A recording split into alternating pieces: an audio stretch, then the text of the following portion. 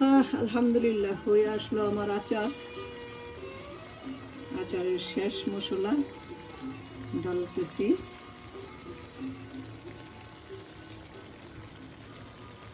এই হলো আমার বোম্বাই মরিচের আচার।